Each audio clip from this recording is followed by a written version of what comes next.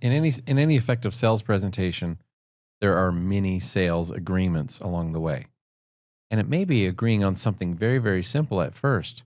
I see you like doing this. Tell me why you like that. And then you're agreeing with them that that's a great thing to like. And so you're coming to a place where there's agreement on something and you're coming into an alignment with them, right? The idea of micro agreements has been in sales, every sales training for as long as there's been sales training. Yet so many agents will come into this thing, they're reading a script.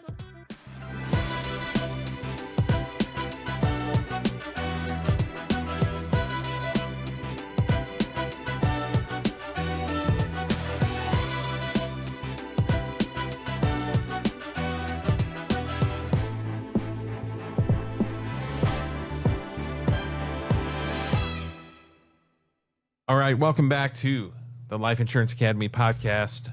I'm sitting here with the legendary Zach McElwain. I like that. You like the pause?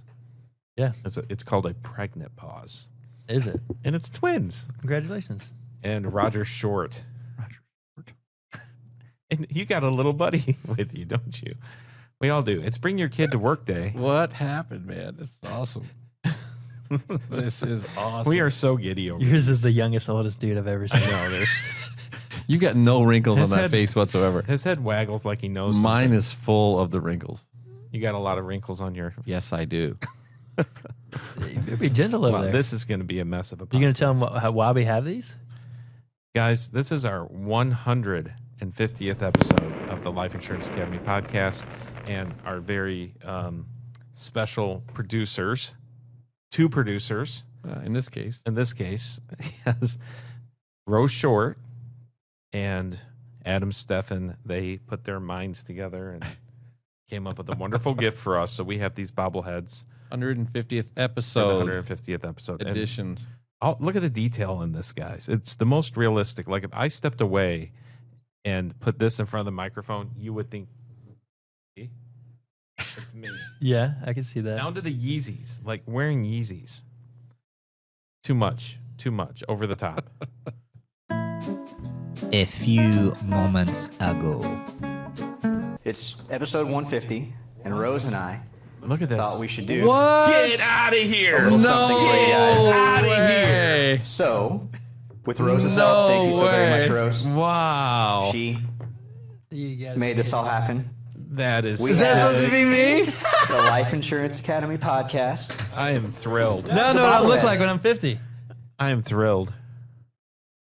I don't know what that is. Chris looks like the most, I think. Let me see yours, Zach. It does look Your like hair me. is really brown. You kind of look like Paul a little bit. That is awesome, dude. This is Dude. legit. Did you get one for you? No, What? no. Go No, to this joke was- meet. Look at all the wrinkles around my forehead and my eyes. So I made sure that Chris has Yeezys on. Oh my gosh, you got Yeezys. He's got Yeezys. That is sick, dude. That's awesome. Wow. We got the same shoes on. We were on a bit of a time crunch to try to flashlight make in it my work. pocket. They got Appreciate shit that, from Adam. overseas, but Adam, you guys, too much. Too much. but now back to episode 150. But that's not what the podcast is about. Surprisingly, it's not. No. No, we want to give you some practical, tactical pieces for you to be successful. And today's topic, we are going to talk about one skill to eliminate all objections, all of them, All of them. all the objections, and you just need one skill to do that. So we're talking about Wow. this idea. That's a big skill. Yeah, if you can take this and implement, we've talked about that before. Don't just listen, but take this idea and go out into the field when you're sitting with clients or if you're on the phone and practice this. It will help you eliminate all the objections. Now, you just said help you eliminate. No, it will. So You just softened it It'll up. guarantee.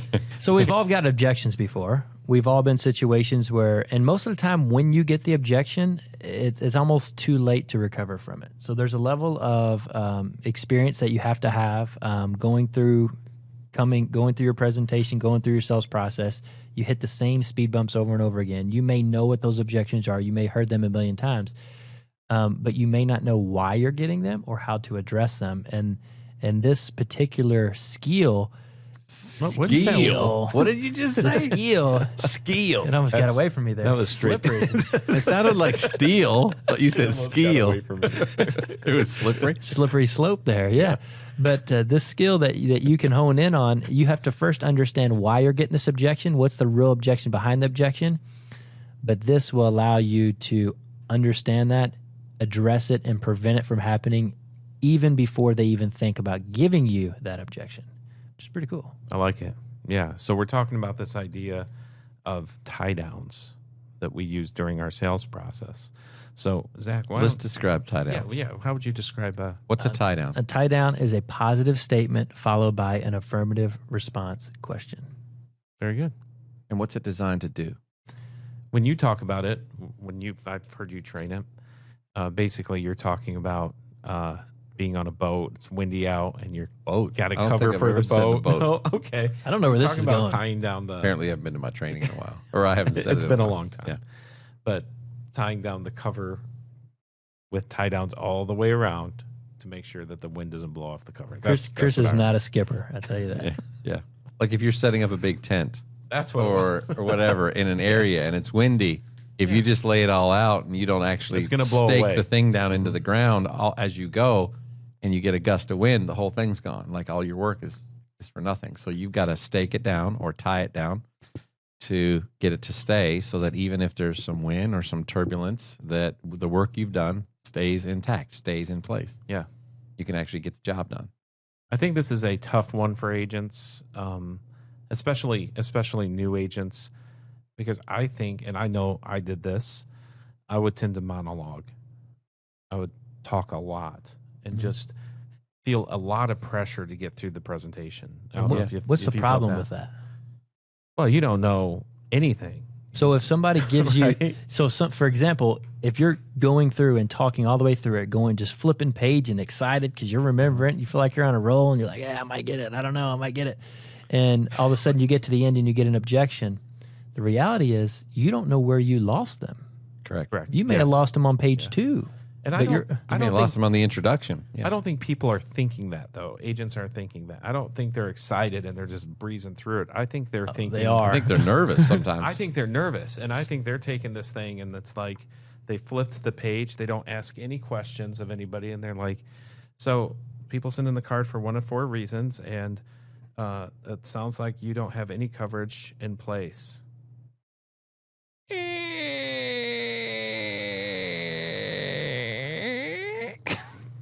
And then they keep talking. Or they take their telescript that someone taught them how to sell over the phone, and they're literally reading through their script, and Just blazing. and halfway through you hear, and then they just keep going again Yeah. because they're taking a breath because they don't stop long enough to engage, And and it's- they don't know where they're losing. I think you're right. I think it's Mm-hmm. nerves. I don't think it's excitement or Especially Like- when you're new, you're moving through, Yeah. and you're moving through your presentation, your script, your telephone script, your flip chart if you use one. You know, if you've got a PowerPoint that you're using on your computer or iPad, slides, whatever, and you become a talking head. Yes. Oh, look at this. Look, can you imagine just listening to this guy and he's just a talking head the entire time without any questions and engagement? Chris, do you think that little guy interrupts just as much as Roger does? Can you imagine what it would be like at a podcast by yourself and you're the only guest ever on your own podcast? Like, how engaging would that be? I wouldn't. Right. How many people would actually listen to that? Yeah. Right? They listen to us because Zach can interrupt and talk about, whether this guy interrupts. Yes. No, he Right? does. I mean, that's an engagement. That's like client engagement and banter. That's what makes an interaction positive. Yeah. Or negative. Or it includes people, or it actually excludes them from the conversation. You're just trying to get through your content. So what's the secret? Can I talk about a symptom of that? Yeah, go ahead. And if you don't know if you're doing this or not, here's the biggest question. Do you have any confidence at all when you're moving through your sales presentation on the phone or in the home that you're going to sell it? If you don't, or you're unsure at any point, then then for one, you're not using tie downs, right? But you need to, if you're not confident in that, this is a way to check the temperature. This is the way to figure out if they're with you at the beginning and throughout the process, because one of the main reasons of why people will not buy or they can't buy is because they're uneducated, that they don't know enough, that they're not comfortable enough with the material. They are lost. They don't understand. They simply do not understand. So you want to know right at the moment that they don't understand, so you can listen and hear them, but now you can overcome what the true objection is in that moment, and you can help them, so then they have the mental capacity, emotional capacity to move to the next portion of your presentation, because we have to move through that in order to be able to close. In any effective sales presentation, there are many sales agreements along the way. If you listen to some of the sales professionals, years and years of training and teaching, they'll refer to these tie-down concepts as micro agreements, gaining agreement with your client. And it may be agreeing on something very, very simple at first. I see you like doing this. Tell me why you like that. And then you're agreeing with them that that's a great thing to like. And so you're coming into a place where there's agreement on something, and you're coming into an alignment with them, right? This idea of the tuning fork and to the instrument, like you're bringing those two things together until there's harmony there. Well, when you ask a question that leads to an affirmative response, you're making a positive statement followed by that question that leads to that affirmative response. What you're gaining is you're gaining a micro agreement. They're agreeing to this portion of your content, this portion of the conversation, this idea that families need to be protected. Yes, I agree. I'm glad you agree. It's so important, isn't it? Yes, it is. Why is that important? Okay, and so you keep moving forward. The idea of micro agreements has been in sales, every sales training for as long as there's been sales training. Yet so many agents will come into this thing, they're reading a script. Yeah. You ever heard the saying, hey, don't put words in my mouth? And always people assume that a negative. We're really doing that, but in a positive way. We're edifying them. We're telling them how great they are. So the first point of this, a positive statement followed by affirmative response question. That positive statement is I'm basically going to tell you, Roger, for my client, I'm going to tell you how good you are about something or how much you care about somebody. I'm saying you're going to words recognize something that you see, that I see, or that I know that you feel, right? Like I can tell you love Rose more than anybody in this world. That would be my positive statement, right? You're going to agree with that. Now, just because we met each other, just because we just started interacting, you're not just going to be like, hey, Zach, nice to meet you. But before we get started, I want to let you know that Rosie's the most important in the world to me, that I love her more than anything, and I would do anything it takes to make sure she's protected. Right? You're not going to come out and say that. You feel that, though. But if I'm sitting there and you're my client and Rose is sitting next to you, I can say, Mr. Roger, I can tell just by the way you look at her that you love her more than anything in the world, and you would do anything to protect her, right? So my positive statement is making him feel good. It's edifying him from his wife. I'm rekindling that love and that fire. And then the affirmative question behind it is right. So all he has to say is simply yes, or I agree, or just a shaking of his head. It's a practice of agreement the way through. But I'm giving him these words. I'm making him feel it. I'm not stealing any of it. I'm saying his feelings, his emotions. I'm reading my client. I'm reading the situation. I'm bringing out what he's not saying or what I want him to say, and all he has to do is simply agree with it. And that starts that pattern. And it's not always just about an emotion. Sometimes it's about some facts. Right.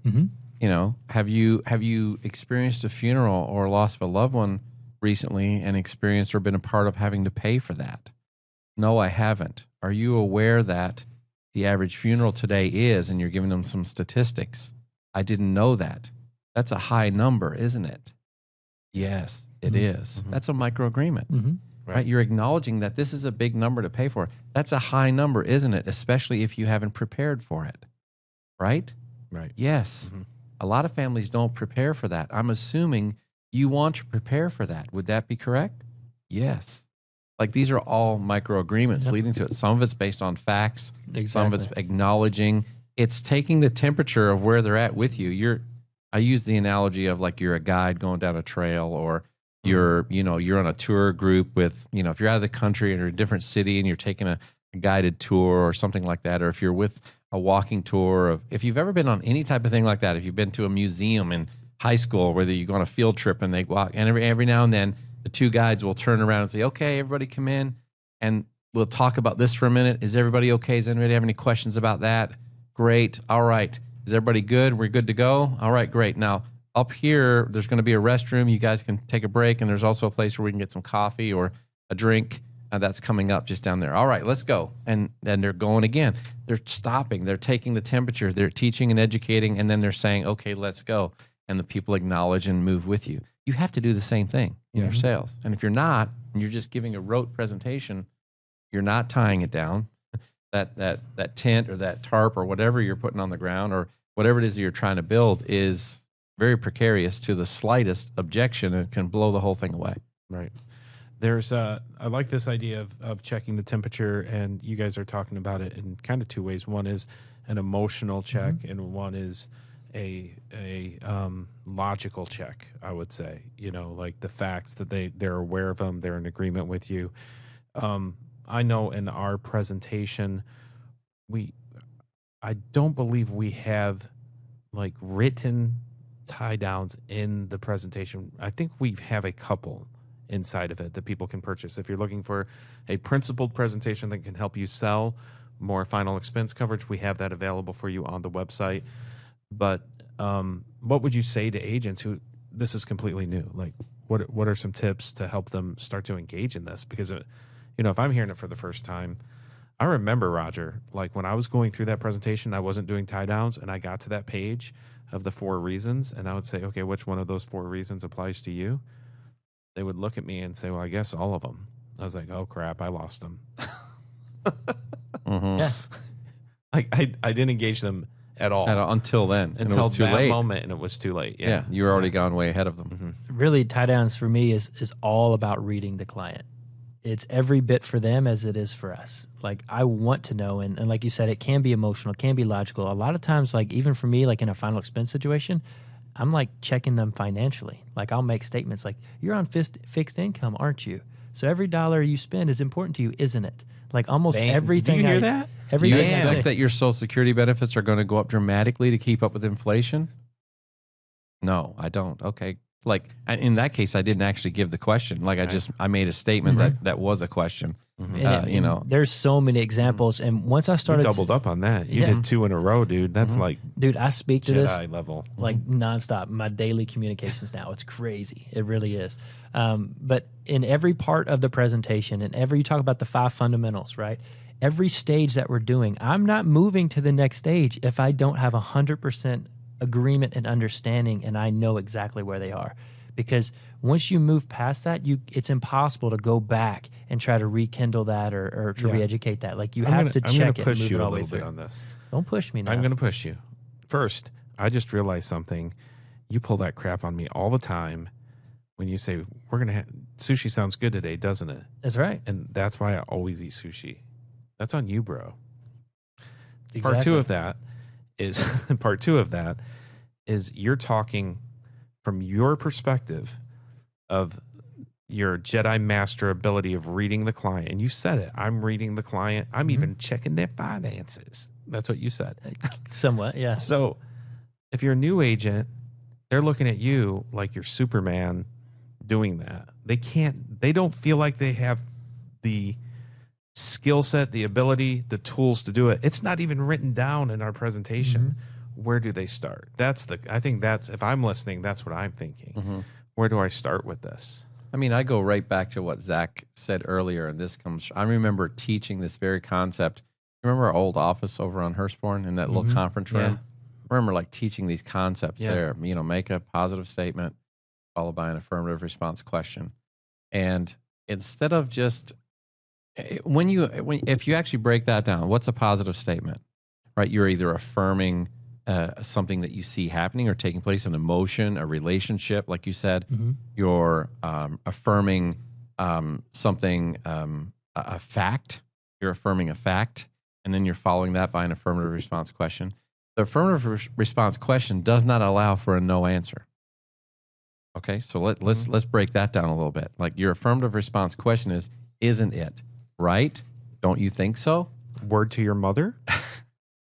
Right. It doesn't Don't say have. Does that make sense? Isn't it? Couldn't it? Yes. Does that make sense? Is a good shouldn't one. These are all affirmative response questions following that positive statement. It engages the client in what you're presenting.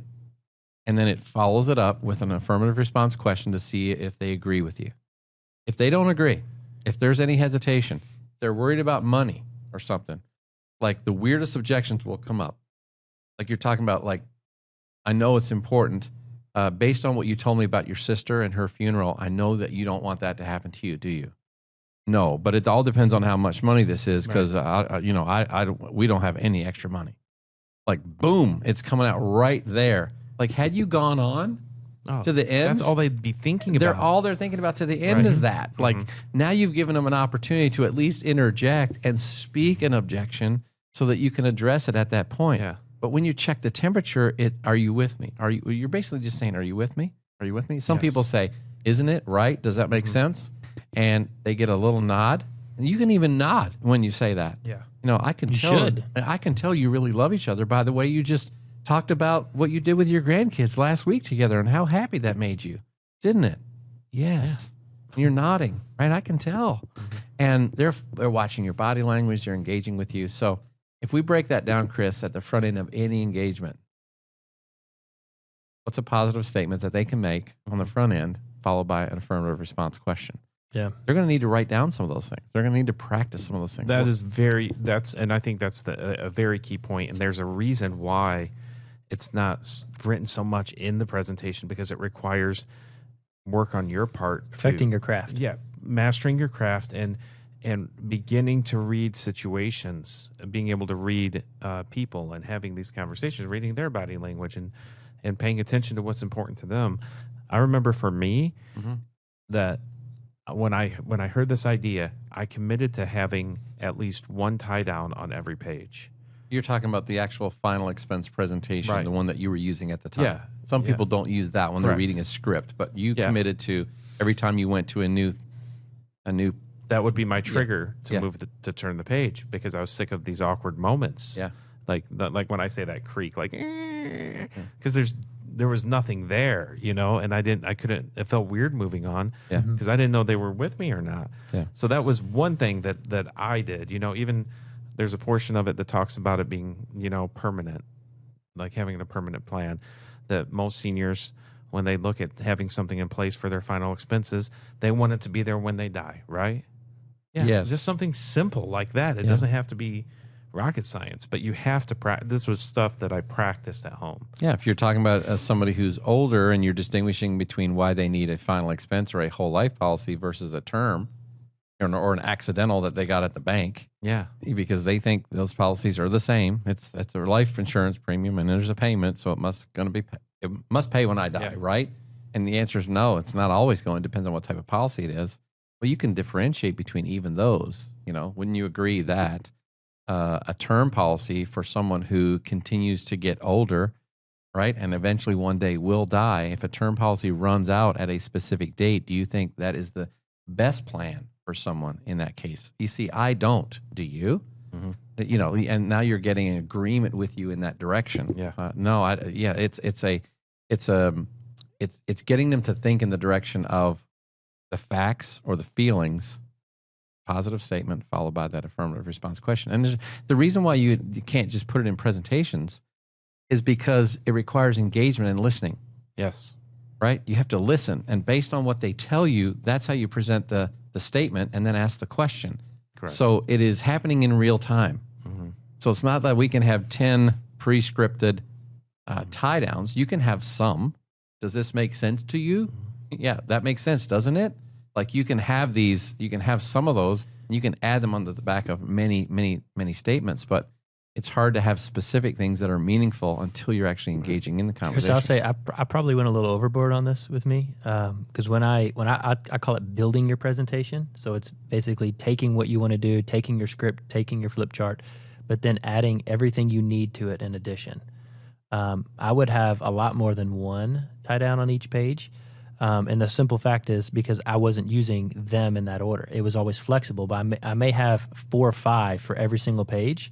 But depending how the conversations are going is which one I would use. I would use them all. I would use one. I would use this one. I'd use that one. I would let it just be a feel thing as I move through it. But even like talking about the education part, I was really big on the education page.